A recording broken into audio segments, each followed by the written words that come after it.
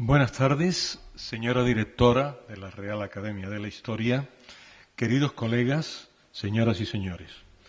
Hoy voy a hablar de la historia de La Habana, fundada en el año 1519.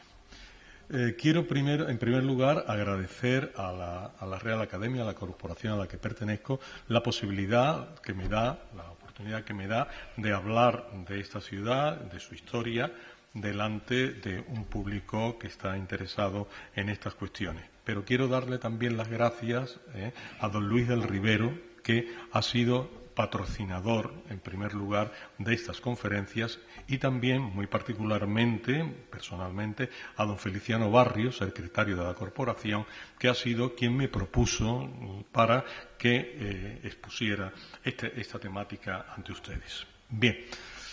Aquí es una presentación general, nada más, una vista de La Habana tomada de un plano holandés, pero no tiene que ver con el discurso que vamos a dar. El discurso va a empezar en la siguiente proyección, que es la isla de Cuba. La conquista de Cuba tenía la ventaja de tener la mayor proximidad al continente americano. Era la isla que estaba más cercana y sobre todo después de que se demostró por parte de Juan de la Cosa que era una isla y que no tenía ninguna unión con el continente.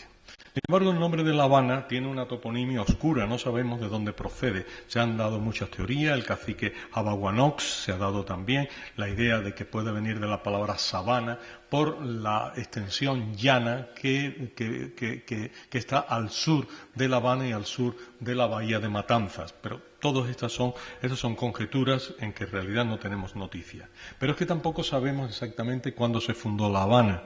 Nosotros retenemos, y por eso lo conmemoramos en el año 19, retenemos la fecha que es aceptada en general por todo el mundo de este año. Pero anteriormente sabemos de que hubo otra Habana, que no sabemos qué entidad tenía, ni siquiera si existió como tal ciudad, si existió como topónimo seguro, y hay quien afirma que fue fundada en 1514 por don Pánfilo de Narváez.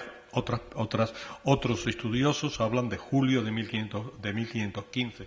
Toda esa ciudad formaría parte de todo un grupo de ciudades fundadas en la zona sur, que son ciudades como Trinidad, que todavía existe, ciudades como Bayamo, ciudades como Santiago de Cuba, que se convirtió en la primera capital de Cuba, ya que era la sede del gobierno y también la sede de la diócesis episcopal.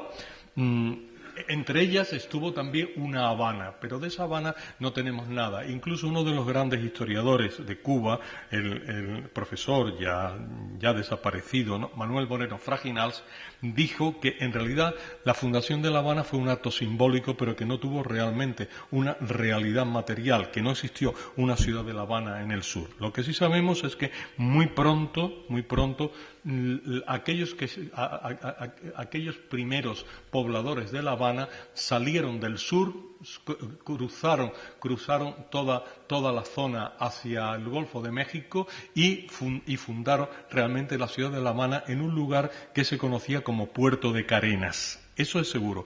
Cómo lo hicieron tampoco está claro, ¿no? Hay quien dice que se hizo en combates con el cacique de la zona, el cacique Yaguacayex, pero tampoco esta terminología está clara. Lo que sí es seguro es que las razones del auge de La Habana están muy relacionadas con su situación geográfica. La Habana está precisamente, esta villa fundada el 16 de noviembre del 1519, como ahora veremos, está justamente al borde de la corriente del Golfo.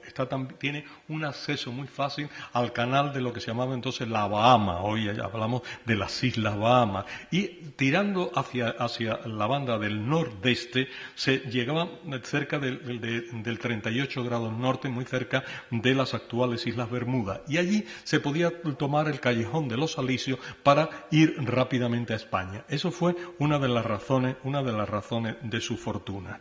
De cualquier caso, de cualquier forma, ya había habitantes en La Habana antes de la fundación legal de la misma, porque de este lugar al norte ya salió Hernán Cortés para la conquista de México en febrero del 19, cuando la fundación oficial es el 16 de noviembre del 19.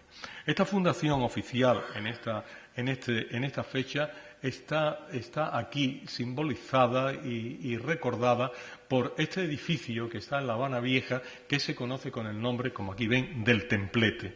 El Templete evoca... Es un edificio del siglo XVIII, o sea, es un recordatorio del siglo XVIII, no tiene nada que ver con la primitiva fundación, pero evoca en el centro, en la Plaza de Armas, evoca el lugar donde se celebró el primer cabildo, es decir, la primera reunión del municipio de La Habana. Evoca también la primera misa que se dio allí junto a ese árbol, junto a esa ceiba, que es una ceiba emblemática, por lo tanto, de la ciudad. Ese templete clásico del siglo XVIII, pues parece que es el lugar exacto donde el 16 de noviembre de 1519 se fundó San Cristóbal de La Habana, que es el nombre que tiene.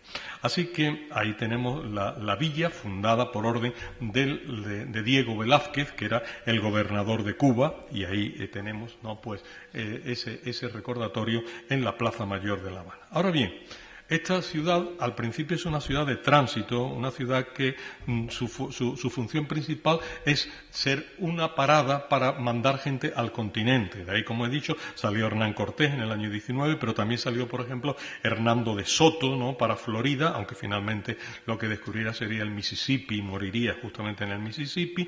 De ahí también llegó Antonio de Alamino para dar cuenta de la conquista de México, o sea que era un lugar de tránsito, muy poco poblado. Pero además de que estaba poco poblado y no sabemos quiénes lo poblaban, en realidad esta ciudad desaparece prácticamente unos años después. En el año 1555 esta primitiva ciudad desaparece por un ataque corsario, el ataque del corsario, un hugonote normando llamado Jacques de Saux, que destruye completamente la ciudad, la saquea por completo, la incendia por completo y mata a todos sus habitantes, menos a 36 que consiguen huir y escaparse. O sea que la ciudad de La Habana queda destruida con solo 36 habitantes. Por lo tanto, se puede decir que la historia de La Habana del siglo XVI, desde la fundación hasta finales de la centuria, es una historia muy escasa, una historia muy poco abundante en detalles y muy poco duradera. Eso es lo que tenemos. Así que la verdadera Habana va a empezar con la resurrección que se produce desde finales de siglo y principios del siglo siguiente. Aquí ya la suerte de La Habana se decide desde los años 1570 en adelante, se decide por una decisión real, por una decisión del rey Felipe II, bien asesorado por sus funcionarios de la Casa de la Contratación de Sevilla, en crear un sistema de navegación que se va a llamar el sistema de flotas y galeones. Nosotros lo conoceremos después como la Carrera de Indias. La Carrera de Indias, el sistema de flotas y galeones, se instaura durante estos años y significa que los barcos no van a navegar en registros sueltos, sino que van a navegar siempre en convoys, siempre en convoy escoltados por barcos de guerra, ¿no?, por una capitana al principio y por una almiranta al final de la formación, y que a partir de ahí van a ir a unos sitios muy determinados. Esos sitios a la ida son Veracruz, en la costa oriental de México, la ciudad de Nombre de Dios, que hoy día prácticamente no existe, ha quedado destruida por el paso del tiempo, pero que sería sustituida por Portobelo, que sí existe, que se puede visitar, y por Cartagena de Indias, que era como una posibilidad accesoria para Portobelo, para sustituir a Nombre de Dios Portobelo. Hasta ahí La Habana tiene un papel muy reducido en este sistema, pero es que el mismo sistema establecía que era obligada la concentración de las naves, de los galeones, a la vuelta. La vuelta se tenía que hacer necesariamente a La Habana, y desde La Habana se reestructuraba la flota, se carenaban, se hacía la recorrida, se volvían a cargar, se ponían en condiciones de afrontar ese circuito que he enseñado anteriormente, que consiste ya en buscar por el Golfo de México el callejón de los Alisios. Así que eso es lo que ocurre. Esa ciudad de La Habana, por lo tanto, debe su fortuna a que el regreso de tanto la flota de Nueva España como la flota de tierra firme, los galeones de tierra firme, tienen que llegar a La Habana obligadamente y desde allí salir. Se recomendaba siempre una fecha que es famosa en la historia de España por otros motivos, el 10 de agosto. Se pensaba en el 10 de agosto porque era la época que se estimaba el último día antes de que llegaran los grandes huracanes. Bueno, no siempre esto se cumplió, pero era la fecha que se estimaba tope para salir.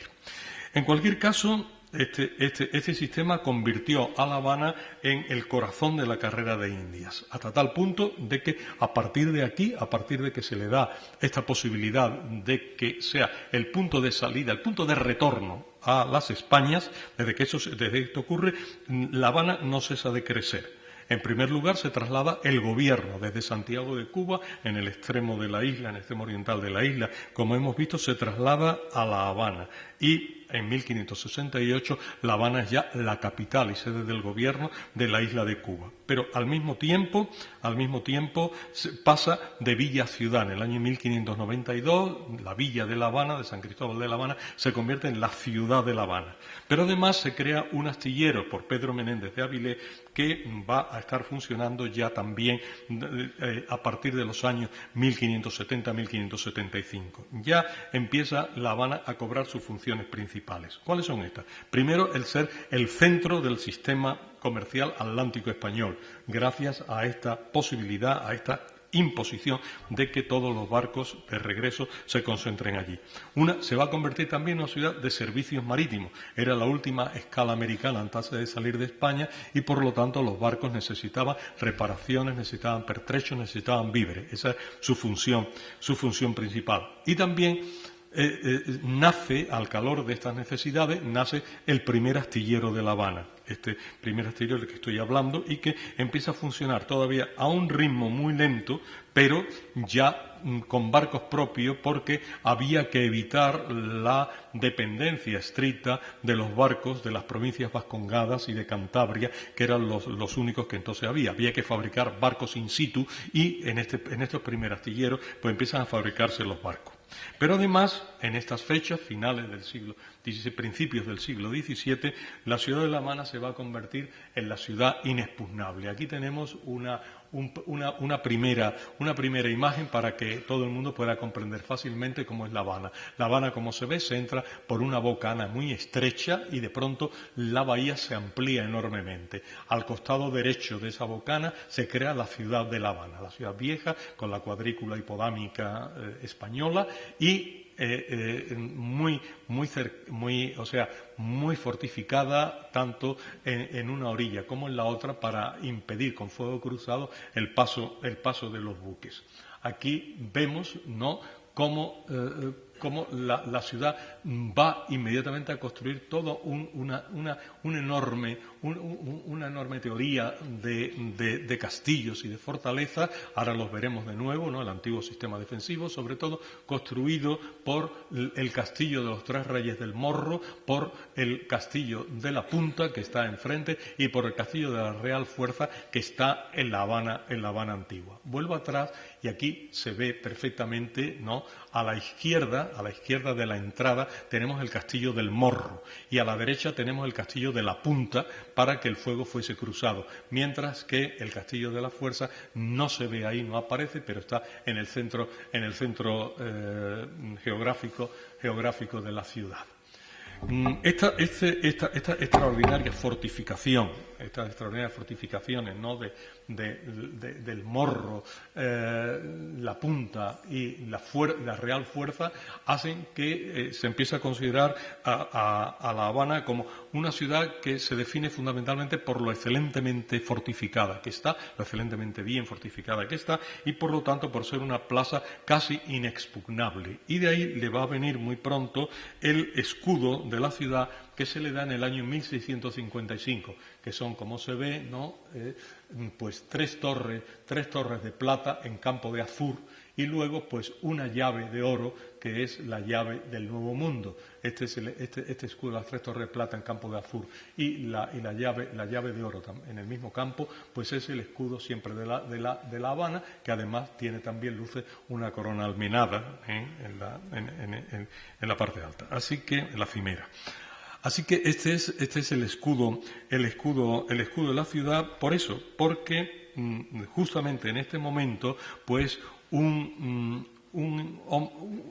arbitrista, en realidad, porque es un verdadero arbitrista, ya que habla mucho de cómo se debe proteger América y la ciudad y todo eso, crea un eslogan que hará fortuna: La Habana es la llave de todas las Indias. Este arbitrista se llama Juan de Castro y es un fraile dominico. Este fraile dominico hace este eslogan y a partir de ahí pues incluso hace una laudatio, ¿no?, en la que dice que La Habana es célebre por ser su puerto la llave de todas las Indias y está reputado por ser el sitio mejor fortificado de América.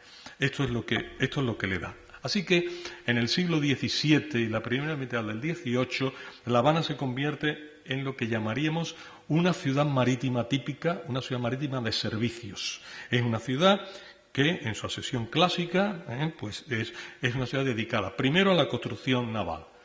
Del astillero modesto todavía de Pedro Menéndez Avilés, el astillero de Felipe II, se va a pasar al gran arsenal del siglo XVIII en la primera mitad del 700. Así que, primera función, la construcción naval. En segundo lugar, naturalmente, unido a esto están los suministros navales. Es necesario, pues, jarcias, velas, alquitrán, brea, madera, instrumentos de navegación, etcétera, para todos estos barcos que vuelven a la patria. Así que suministros navales. Pero también otra serie de industrias accesorias, ¿no? Fábricas de cerámica, velas de sebo, arquitectura de lo blanco, todo esto, ¿no?, es lo que da ese aire un tanto menestral a la Habana del siglo XVII. También tiene que tener provisiones para que los barcos puedan hacer. La primera provisión, naturalmente, es el agua. Hay que tener siempre agua dispuesta, pero luego hay que dar la comida habitual, los ranchos habituales, en los barcos de la carrera. Mi gran amigo y, desde luego, gran profesor, gran investigador, gran orador, Pablo Emilio Pérez Mayaina, pues el otro día nos habló de esto porque es el que más sabe en el mundo de estas cosas, ¿no? Pero fundamentalmente era necesario un cereal, que era maíz, era necesario hacer unas tortas cocidas 2 veces, que es el famoso bizcocho, cocido 2 veces, bizcocho, y luego era necesario también pues el casabe, estos peces no secos, ¿no?, que se ponían con Z o con S, en los documentos sale de ambas maneras, y sobre todo la carne salada, lo que luego llamaríamos el tasajo. Estos eran los elementos principales de la alimentación, y todo esto lo tenía que proveer la ciudad de La Habana. Esto naturalmente hacía que al mismo tiempo la ciudad ofreciera también una serie de servicios, los que llamaríamos servicios indispensables o, eufemísticamente, instituciones de acogida, que esencialmente son 3. La posada, por un lado; en segundo lugar, la taberna, segundo; y en tercer lugar, tan necesario como nosotros, el prostíbulo. La posada, la taberna y el prostíbulo eran las instituciones de acogida para la marinería que llegaba de América rumbo a Sevilla. Esto también lo proporcionaba La Habana y era otra de las razones de su prosperidad. Además de esto, pues hacía lo que llamaríamos un comercio restante, es decir, que reexpedía los géneros, los reacondicionaba para reexpedirlos, los que llegaban de América, pero ella también ponía géneros propios, un comercio reducido, pero también ya se incorporaba plenamente con sus exportaciones propias. Esto daba una población estante muy curiosa, ¿no? Era una población en que fundamentalmente estaban los marinos y demás gente relacionada con el mar, carpinteros de ribera, calafates, estibadores, herreros, faroleros, vidrieros, cerrajeros, toneleros, escultores, pintores, veleros no de barcos, sino de hacer velas, Todo esto era esencialmente la gente que componía la ciudad. Y luego estaban los constructores de la ciudad, es decir, pues los albañiles, estaban los que organizaban la urbanización de la ciudad, los canteros, los picapedreros, los maestros de obra y a máximo nivel, ¿no?, pues los arquitectos. Todos ellos, pues, se dedican en el siglo XVII, a lo largo del XVII, a la edificación de muchas casas, hemos visto todas esas casas, a la edificación de las fortalezas que aquí vemos muy bien representadas, y hay más, o sea, yo no hablo de esta porque si no me llevaría muy lejos, ¿no? Aquí tenemos otras fortalezas, nos olvidamos la cabaña que es posterior, pero teníamos el Torreón de San Lázaro, teníamos, que aquí no está representado, el Castillo de la Chorrera, teníamos muchos otros, pero bueno, las fortificaciones fundamentales son las tres que he citado. Esa era la población fundamental. Al mismo tiempo, pues existía una población que diríamos al margen del mar, como en todas partes. Pues había su muy poquito de nobleza, había su poquito de clero, no excesivo, y había también, naturalmente, otras profesiones, sobre todo profesiones de funcionarios de la pluma, es decir, pues de escribanos, de notarios, etcétera, que también formaban. Pero en realidad era una ciudad muy reducida. Tenemos un primer censo en el año 1582 y en este censo la población no llega todavía a los 5.000 habitantes.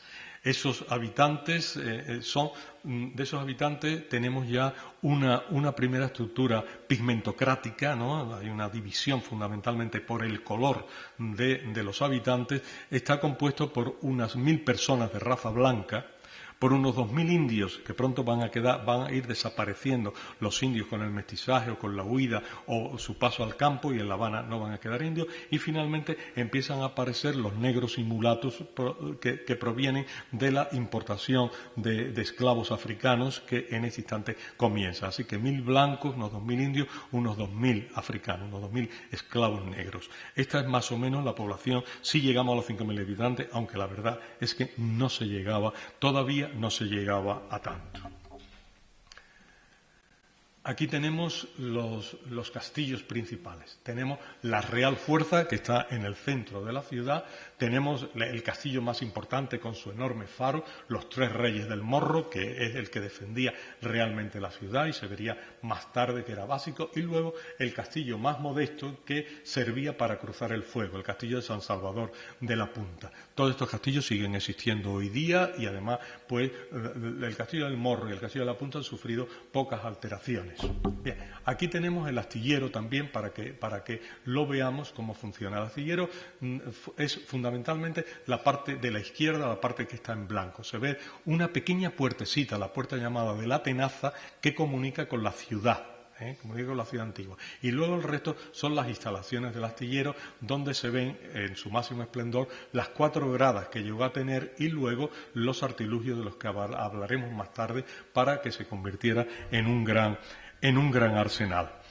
Esta ciudad pues empieza a progresar, pero tenemos que hacer constar, hacemos un pequeño paréntesis para hablar del primer hecho importante que sucede en el entorno de La Habana y que trae La Habana a la mente de los españoles y de los europeos, que es el desastre de la bahía de Matanzas, la captura de la flota de La Plata, la primera flota de La Plata que cae en poder de potencias enemigas en septiembre de 1628. En septiembre de 1628 la flota venía en dirección a La Habana para recogerse en la bahía de La Habana y desde allí pues hacer esas operaciones que he contado y marcharse a España, pero es asaltada por una flota al mando del almirante Piet Hein, un almirante holandés que trata de interceptar la flota.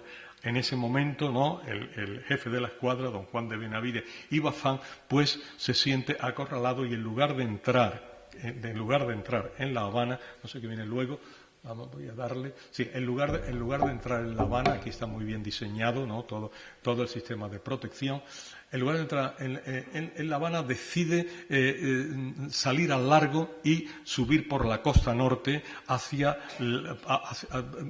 otra ensenada que a él le pareció más segura. Fue un gravísimo error, una decisión muy equivocada. Dos barcos, viendo la decisión de Benavides tan poco lógica, decidieron no obedecer siquiera al almirante y entrar en la bahía de La Habana. Esos fueron los dos únicos barcos que se salvaron, porque entraron sin ningún tipo de problema, se refugiaron y dejaron allí su parte del tesoro. Por el contrario, los otros se encerraron en la bahía, en la bahía de Matanzas, que es, si alguien lo ha visto, ¿no?, pues es una verdadera ratonera de la cual nadie puede salir, y tiene una bocana prácticamente sin protección, totalmente tapado por los barcos enemigos, y entonces pues allí no hay más que o hacer una defensa numantina y morir todo, o rendirse. Benavides optó por rendirse, y dejó allí dejó todo que se perdiera y que fuera la primera flota de la Plata capturada por potencias enemigas. La suerte del capitán holandés, del comandante holandés y del comandante español, fue por eso mismo cara y cruz, fueron muy diferentes. Piet Hein fue, cuando regresó con el Tesoro de la Plata, fue considerado un héroe nacional, se le dieron los máximos honores y finalmente pues está enterrado, ¿no?, pues en la catedral de Delft. Por el contrario, Juan de Benavides, cuando llegó a España, fue acusado, la acusación es muy concreta, de perder el tesoro de las Indias sin pelear.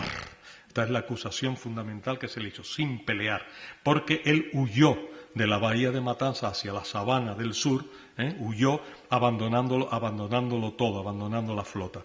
De esa forma, cuando llegó don Juan de Benavides y Bazán a Sevilla, se le hizo un juicio que duró 6 años y que finalmente terminó con una condena a muerte, y fue efectivamente ahorcado en la plaza de San Francisco de Sevilla el 8 de mayo de 1634, como tan maravillosamente bien como lo ha hecho todo en la vida, pues nos ha escrito un ilustre académico de esta casa, que ya no está entre nosotros, don Antonio Domínguez Ortiz, que le dedicó un estudio ejemplar a la ejecución de don Juan de Benavides y Bazán. A partir de ahí, la derrota fue tan grande que hubo que crear algo para la defensa, y se creó una especie de corsarismo cubano que duró unos años. Ese corsarismo cubano creó incluso una compañía corsaria que se llamó la Compañía de Guipúzcoa, no confundir con la Compañía Guipuzcoana de Caracas de después, pero que la gente, a pesar de este nombre de Compañía de Guipúzcoa, siempre lo denominó la Compañía de los Vizcaínos, ¿no? O sea que es un contrasentido, pero así fue la cosa. En cualquier caso, esto pues pudo proteger la ciudad durante un tiempo mientras la ciudad seguía creciendo. A lo largo del siglo XVIII la población crece hasta convertirse en la tercera ciudad en población de América. Llega a tener 76.000 habitantes en el año 1774. La población va cambiando. Hay más soldados, siguen existiendo marinos, pero ya hay muchos civiles criollos. Muchos civiles que son nacidos ya en la propia Cuba, son propiamente cubanos. Estos forman una oligarquía económica de raza blanca, estos criollos, que se van a convertir en los futuros sacarócratas, es decir, los futuros propietarios de ingenios, los futuros industriales del azúcar en Cuba. La sociedad habanera tiene esta población blanca, y cada vez va perdiendo los indios, hasta que al final del siglo XVIII no tiene ya indios ninguno. Los indios han desaparecido del mapa y de los registros demográficos de La Habana. En su lugar aparecen cada vez más negros y mulatos que crean una cultura muy propiamente habanera, ¿no?, una cultura que da lugar pues a esos sincretismos que todos conocemos, como es la santería, ¿no?, y también algunos un poco más siniestros, como es la palería, la ley de palos, ¿no?, y la santería y la palería forman parte indisoluble, ¿no?, de la historia de La Habana a partir de ahora como civilización cubano-africana. Y eso es lo que nace ahora. En ese momento, La Habana representa el 44% del total de la isla de Cuba. Por lo tanto, se convierte en una especie de escaparate de la totalidad de Cuba.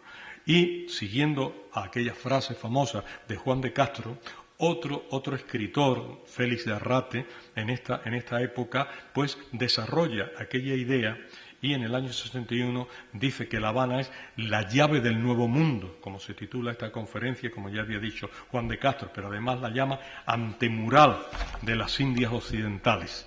Y esto es porque La Habana se está desarrollando a un ritmo cada vez más poderoso.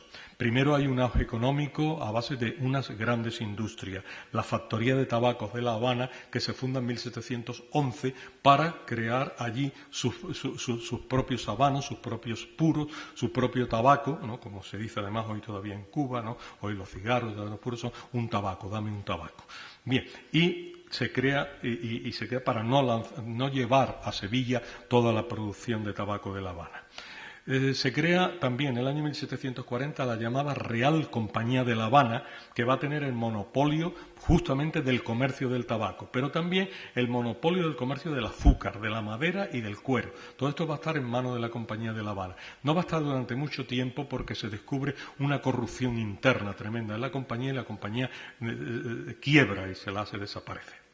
Pero lo fundamental es lo que tenemos aquí a la derecha, que es el arsenal de La Habana. El arsenal de La Habana, vamos a retroceder al arsenal de La Habana, aquí lo vemos.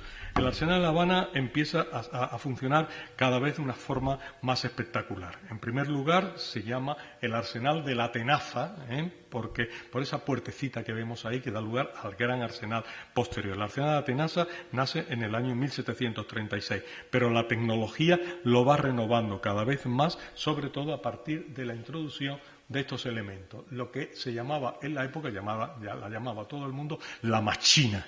Es máquina, ¿no? La machina. Esta machina es una torre de arboladura, es decir, es un ingenio para conseguir poner los palos, pues trinquete, mayor, mesana, colocarlos en su sitio y no tenerlo que hacer acopilando a fuerza con el trabajo humano, sino que aquí se sirve de este ingenioso ingenio, perdón por la redundancia, y se consigue esta torre de arboladura que simplifica enormemente el trabajo. Aquí están los planos a la derecha y aquí está una maqueta que puede contemplarse en el Museo Naval de Madrid. Otro de los grandes hallazgos es la hidráulica, una sierra que funciona a base de agua y que corta maravillosamente bien y muy rápido toda la madera. Esta sierra hidráulica, aquí vemos, ¿no?, una maqueta de la sierra hidráulica que también puede contemplarse en el Museo Naval de Madrid. Es una maqueta ejemplar, magnífica. Esta sierra hidráulica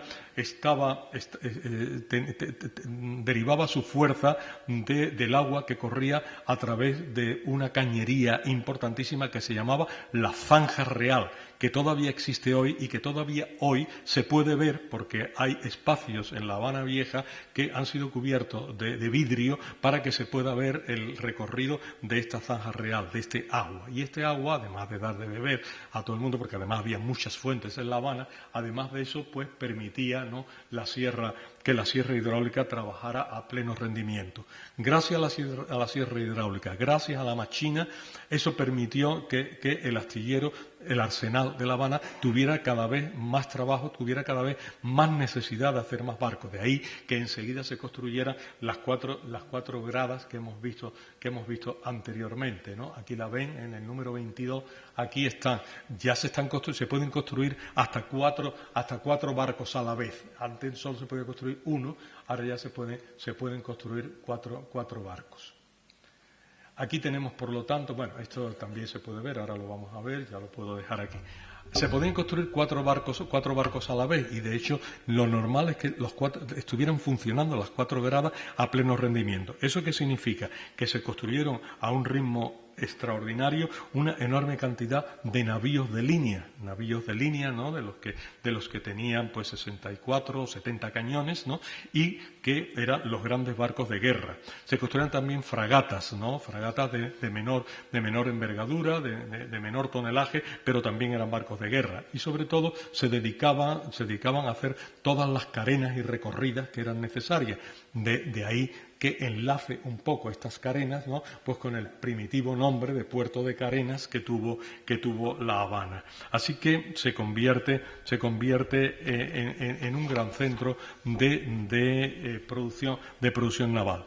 Pero esto va a terminar dramáticamente en el año 1762, la fecha que está aquí. Dominique Serre es el autor de esta imagen. Es la toma de La Habana por los ingleses en el transcurso de la Guerra de los 7 Años. Aquí, el 6 de junio, los ingleses entraron en La Habana y hasta que se firmó la Paz de París, muchos meses después de firmarse el 10 de enero la Paz de París, los ingleses no devolvieron de nuevo La Habana a manos de los españoles. En esta toma se produjo de todo. Hubo acciones heroicas y acciones menos heroicas. Las acciones heroicas las llevaron a cabo algunos muy notables. Por ejemplo, hubo una heroica defensa del fuerte del Morro, heroica realmente, que le costó la vida al que la promovió, a Luis Vicente Velasco. Murió defendiendo el Morro inútilmente. Luego se creó una guerrilla de retaguardia que el alcalde de Guanabacoa pues creó una guerrilla, José Antonio Gómez se llamaba, creó una guerrilla para la retaguardia, ¿no?, impedir que los ingleses pudieran salir de La Habana y ocupar también el país. No se podía ocupar el traspaís de La Habana, se tenían que quedar allí porque la guerrilla los hostigó de tal modo que no se pudieran quedar. Por el contrario, también aquí el gobernador y capitán general de Cuba y, por lo tanto, responsable de la defensa de La Habana, don Juan de Prado y Portocarrero, fue acusado igualmente de negligencia, de no haber sabido utilizar sus armas, de haberse replegado y de haber hecho una rendición vergonzosa. También, como en el caso de Benavides y Bazán, fue traído a España, se le hizo un juicio sumarísimo y se le condenó a muerte. Lo que ocurre es que después se le atenuó esto y la muerte le fue condonada por solo 10 años de prisión. Pero también fue destituido de todo, y además en esos 10 años de prisión murió en la cárcel. Las destrucciones inglesas, se ha hablado mucho de ellas y tenemos un libro que las cuenta muy bien, el libro de Celia Parcero, todo lo que fue destruido. Fue destruido fundamentalmente lo que interesaba destruir a los ingleses, que eran por un lado los barcos, por otro lado el arsenal, porque como bien decían, hay que evitar que en La Habana se construya ya ni un barco más en lo sucesivo. Afortunadamente no fue así, pero en cualquier caso consta que los ingleses destruyeron 12 navíos de línea, destruyeron 3 fragatas y una cantidad de barcos menores que no sabemos. Y también destruyeron los barcos que estaban en grada, es decir, los barcos que estaban construyendo. Hay dudas, la documentación no lo deja claro, si en ese instante se estaban construyendo 2 o 3 barcos. Lo que es seguro es que se destruyeron todos. Se destruyeron también, y se destruyó también, después de los barcos, había que acabar con el arsenal. Y se destruyó por completo el arsenal. Se destruyeron las 4 gradas, no quedó nada de las 4 gradas. Se destruyó la sierra hidráulica. Se destruyó la machina o torre de arboladura, no quedó nada.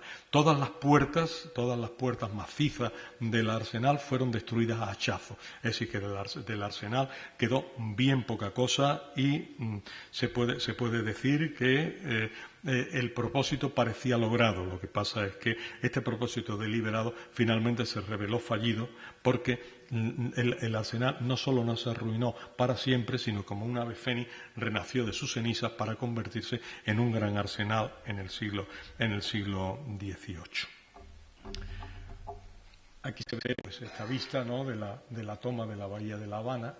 Y ahora viene la reconstrucción de La Habana. En primer lugar tenemos el castillo de San Carlos de la Cabaña, porque una de las cosas que se había visto que eran insuficientes en la defensa de la bahía de La Habana era que si se lograba superar la tenaza que formaban el castillo del Morro y el castillo de la Punta, una vez que se entraba allí, ya La Habana quedaba prácticamente desasistida.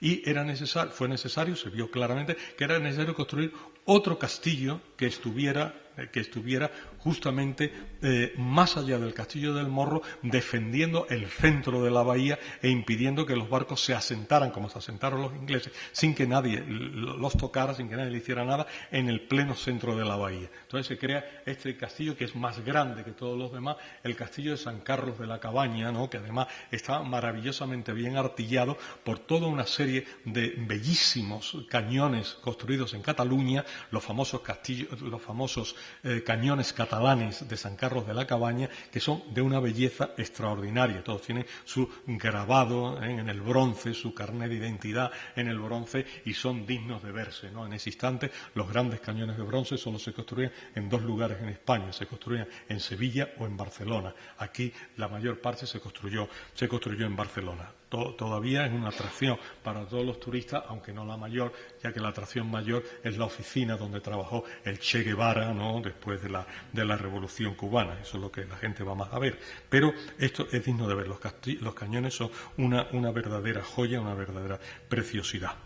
Y en segundo lugar, hay que reconstruir el arsenal, hay que reconstruirlo de la nada. Don Lorenzo de Montalvo, el conde de Macuriges, pues se encarga de ello, hace un plan de reconstrucción extraordinario que le vale el nombramiento para este título de nobleza de servicio, y el arsenal se construye en el más importante, no solo de América, sino el más importante centro naval del Imperio Español durante toda la segunda mitad del siglo XVIII. No tiene rival, ni Cartagena, ni la Carraca, solo se le acerca en muchas ocasiones, y en alguna lo iguala, el arsenal del Ferrol. Pero el arsenal de La Habana es el número 1 hasta los años 90. Desde el 60 al 90 se empieza la construcción sistemática. Está muy bien estudiado el arsenal de La Habana por un profesor español, José Manuel Serrano, que ha escrito 2 magníficos libros que ha sido publicada por el Instituto de Cultura e Historia Naval de Madrid, y ahí nos da todo lo que queremos saber sobre esta reconstrucción, sobre este papel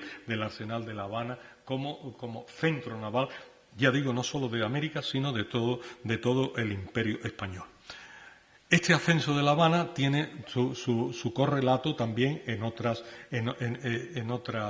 facetas. Por ejemplo, La Habana, a pesar de estos de constituir este 44% de toda Cuba, no tenía diócesis, no era una diócesis, había que dotarla de unas estructuras eclesiásticas acorde con su condición, y finalmente el 10 de septiembre de 1787 pues se concede a La Habana la erección de una diócesis episcopal, y una iglesia, la iglesia mayor, se convierte en la famosa Catedral Vieja de La Habana a partir del año 1789. Vamos a ver si después de ver San Carlos de la Cabaña, ¿no?, que es impresionante, la vemos aquí. Aquí tenemos la Catedral Vieja, ¿no?, en la plaza de la Catedral Vieja.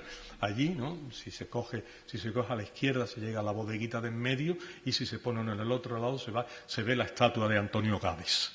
Bueno, pues esta es la catedral Vieja de La Habana de finales de siglo, y ahí está en toda su majestuosidad y en todo su esplendor, y es como un premio a esta cosa. También en el comercio, La Habana ya no es solamente un lugar de reexpedición, sino que se convierte en un lugar de exportación y de importación de mercancías. Y por eso el Reglamento de Libre Comercio de Barlovento del año 1765 y el Reglamento de Libre Comercio de 1778 considera a La Habana como uno de los puertos mayores que pueden comerciar libremente con España. Así que también aquí llega otro momento de esplendor habanero, el momento en que es considerado puerto mayor, que significaba que tenía todas las atribuciones para comerciar con los 13 puertos autorizados en España, a los cuales no vamos a mencionar porque ni tenemos tiempo ni es esencial para nuestra historia. El 18 habanero hace que La Habana ya no sea solo esa ciudad de servicio, ni siquiera esa ciudad de construcción naval, sino que aspire a más. Aspire a más. Y entonces existe una ilustración habanera, como existe una ilustración, unas luces en cada uno de las grandes capitales virreinales o de gobiernos superiores de América. Igual que existe, ¿no?, pues una ilustración en Lima, en México, en Caracas, en Quito, donde uno quiera pensarlo, pues también La Habana tiene su ilustración y tiene sus instituciones ilustradas. Deja de ser ese centro de fines estrictamente utilitarios, marítimos, navales, ¿no?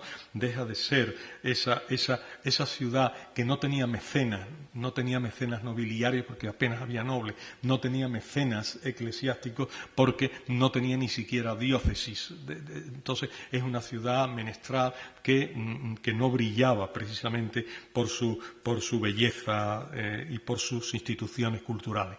Ahora empieza a dotarse de estas instituciones culturales. En 1728 se funda esto que tenemos enfrente, que es la Universidad de La Habana, la Universidad de San Jerónimo de La Habana, que es su nombre completo, en el año 1798, y por los frailes dominicos, la Orden de Predicadores. Aquí se va a dar, todavía los estudios son muy tradicionales. Se va a dar filosofía y teología por un lado, cánones y derecho por otro, y solamente la modernidad está en que tiene una facultad de medicina, facultad que va prosperando por todas las demás capitales hispanoamericanas en este momento.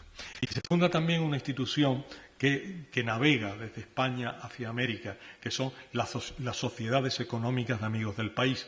Lo que pasa es que estas sociedades económicas de amigos del país, en América, también en España, ¿no?, toman a veces no exactamente este nombre, como fue el de la Vascongada o el de la Sociedad Económica de Amigos del País de Madrid, que sirvió la matritense y sirvió de modelo a todas, sino que toma algunos nombres un tanto diferentes, pero en resumidas cuentas tiene el mismo sentido y tiene las mismas funciones y representa un mismo pensamiento. Aquí se crea la Sociedad Patriótica de La Habana en el año 1792. Dentro de esta Sociedad Patriótica de La Habana se funda una biblioteca pública donde pueda entrar los estudiosos simplemente identificándose.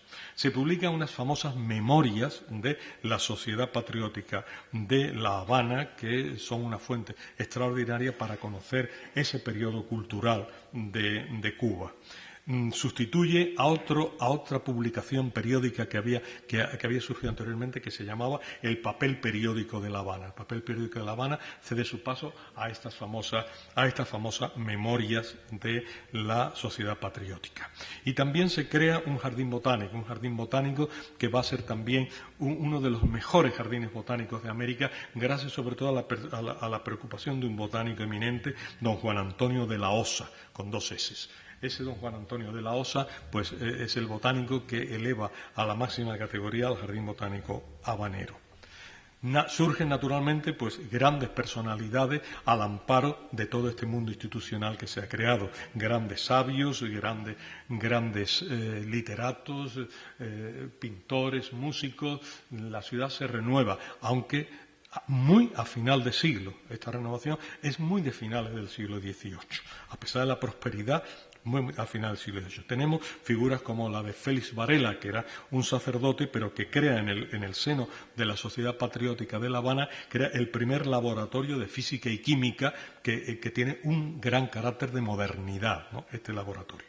También está don Francisco de Arango, que es el síndico de otra institución que no he mencionado por no ser una institución estrictamente cultural, que es el Consulado de La Habana, el consulado nuevo, como se llamaba a todos los consulados que nacen después del decreto de libre comercio, ¿no?, de 12 de octubre de 1778. Todos ellos se llaman consulados nuevos. Y el consulado nuevo, pues dentro de él, don Francisco de Arango va a publicar una gran cantidad de artículos para el fomento de la economía habanera al margen del astillero, y sobre todo porque en este momento el astillero estaba empezando a retroceder, a conocer horas más bajas. Publica sobre todo el discurso sobre la agricultura de La Habana y manera de fomentarla. Esto lo publica en 1792 también. Y empieza la literatura de encomio, de loa a las producciones que se están dando en América. Así, Manuel Justo de Rubalcaba publica una famosa silva. Hay muchas de estas en todas las cortes ilustradas americanas, ¿no? Esta se llama Las frutas de Cuba. No los frutos, sino las frutas en femenino. Y es parecido a toda esta idea que, por ejemplo, se ve en los cuadros de Vicente Albán, que están en el Museo de América de Madrid, donde se ven todas las frutas que se producen en el Reino de Quito. También en ese instante, incluso en otro ámbito que parecía que no podía destacarse, pues en este otro ámbito La Habana se convierte en un referente, en el mundo, en la vertiente musical.